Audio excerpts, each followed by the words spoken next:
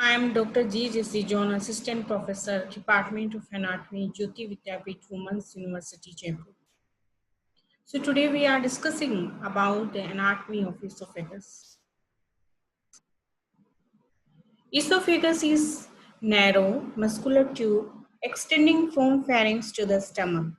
It is about 25 centimeter long and provides passage for chewed food and liquids during the third stage of deglutition. It begins with lower part of the neck and terminates in upper part of the abdomen by joining the upper end of the stomach. Dimension and human. It has a length of 25 centimeter and width of 2 centimeter and human. It is flattened anterior posteriorly. Normally it is kept closed and opens only during the passage of food. We can see here in this picture, esophagus started from here, pharynx to the stomach. So this portion is the esophagus. It is the narrow muscular tube. It does not have any cartilaginous ring. So it is normally collapsed, but only open during the passage of food. It has a length of 25 centimeter and width of 2 centimeter. So it will begin pharynx and it will terminate into the abdominal region by joining the cardiac orifice of the stomach. Course. The esophagus begins in the neck at the lower border of the cricoid cartilage, descends in front of the vertebral column, passes through superior and posterior mediastinum, passes diaphragm at the level of T10 vertebra, and ends in the abdomen at the cardiac orifice of the stomach at the level of T11 vertebra. So it will start at the lower border of the cricoid cartilage. This is the cricoid cartilage. It is the lower border of the cricoid cartilage. Then it descends down in the thorax region, in the superior mediastinum and the posterior mediastinum. Then it fires the diaphragm at the level of the lower border of the T10 vertebra. Then it terminates at the level of the lower border of the T11 vertebra by joining the stomach.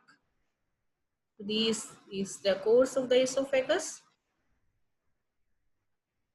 Whenever it descends down, then it will turn towards the sides or anterior posterior side. So there will be made of some curvatures. So we can say there is two type curvatures, side to side curvature and anterior posterior curvature. Both are in numbers. First, we will discuss about the side to side curvature. They are two in number and both towards the left side. First, at the root of neck, when entering the thoracic inlet, so whenever it enter, it slightly turn towards the left side. So there will be a curvature. And second, at the level of T7 vertebra, before passing in front of descending thoracic aorta, so there is also again a turn of left side, so there will be a formation of curvature. Now anterior posterior curvature, they are also in two in number. First, that is correspond to curvature of cervical spine, and the second curvature is that correspond to the curvature of the thoracic spine. So these are curvature that only made by the turning of the esophagus either side or either anterior posterior side.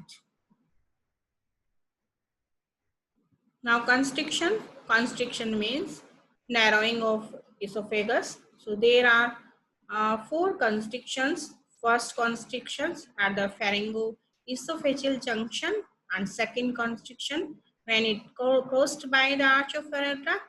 A third constriction made by whenever crossed by the left principal bronchus, and fourth constriction that is made when it passes the diaphragm. So these are a particular distance, and this distance is measured from the distance from the incisor teeth. So we can see here in this picture,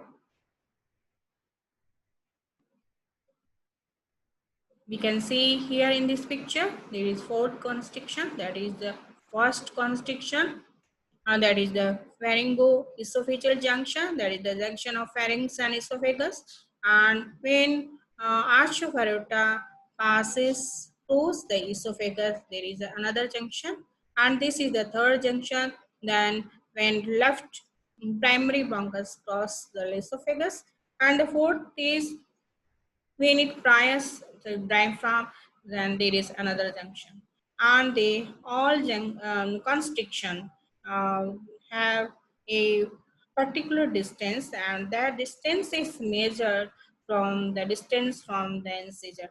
So first constriction has a distance from the incisor teeth is 9 centimeter, and the second constriction has a distance of 22.5 centimeter from the incisor teeth, and the third constriction that has a distance of 27.5 centimeter from the incisor teeth, and the fourth constriction that has a distance of 40 centimeter from the incisor teeth.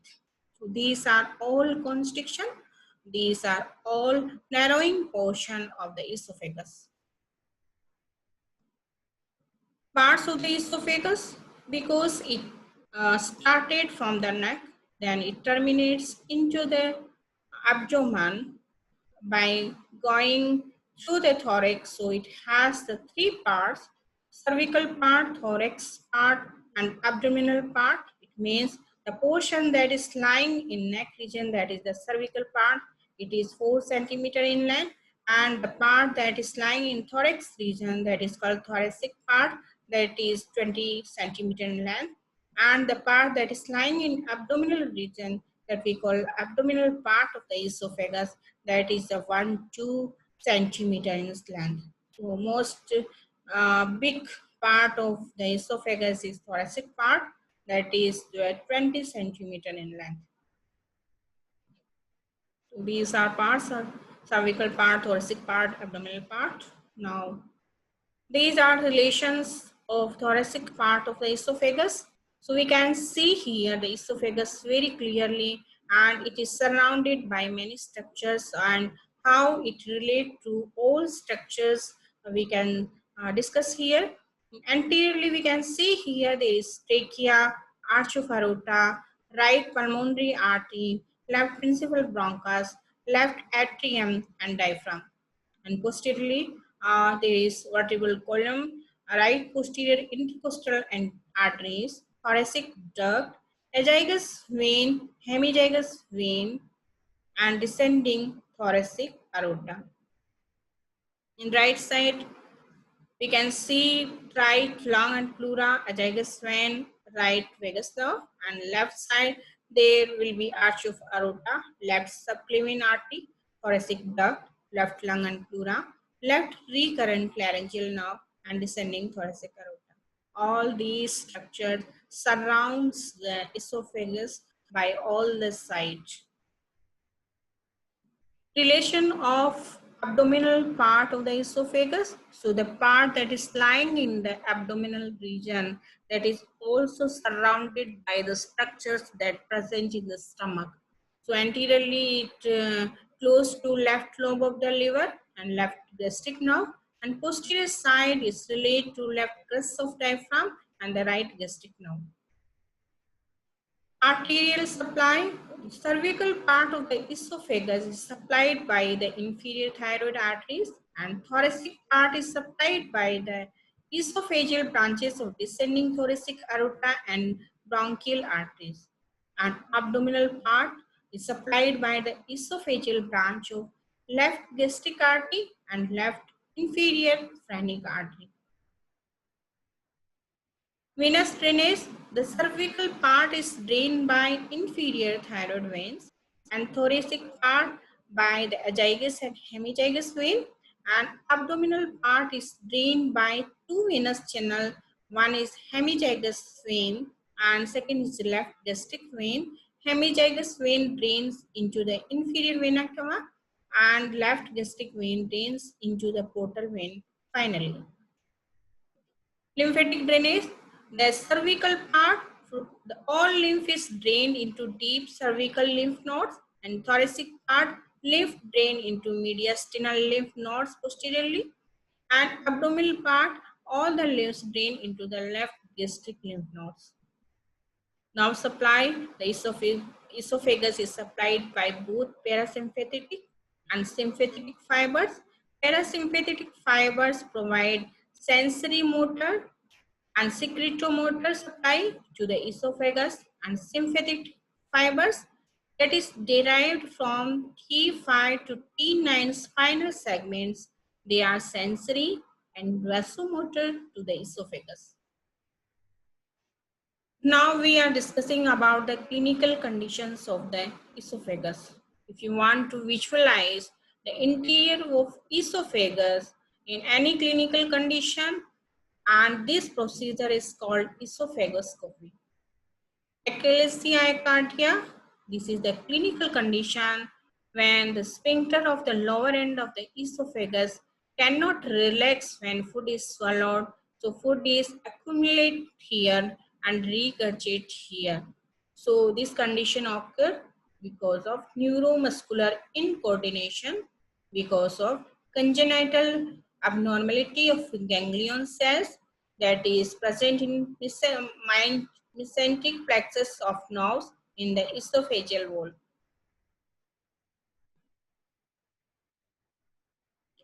Dysphagia, it is a difficulty of swallowing. So some causes here, if there is a compression of esophagus from by any means, if there is enlargement of lymph nodes in mediastinum, aortic arch aneurysm, abnormal right subclavian artery that compress the esophagus, so there will be difficulty of passage of bolus.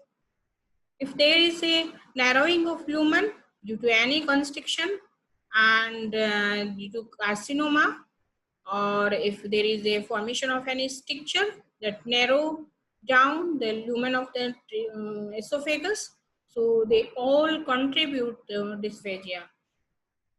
Tracheoesophageal fistula. Fistula means a path formed between two structures. So tracheoesophageal fistula, it means there is a fistula formation between the lumen of trachea and esophagus, and this is a congenital anomaly. It means this is the birth defect.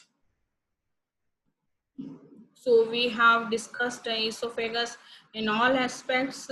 We have clear about the esophagus in the formations, its extension, the blood supply, nerve supply, and the venous supply, and the clinical conditions, and all the parts of the esophagus also. And we have clear about anything. And still you have any query, any doubts, please contact me or write down below here. Thank you. Thank you so much.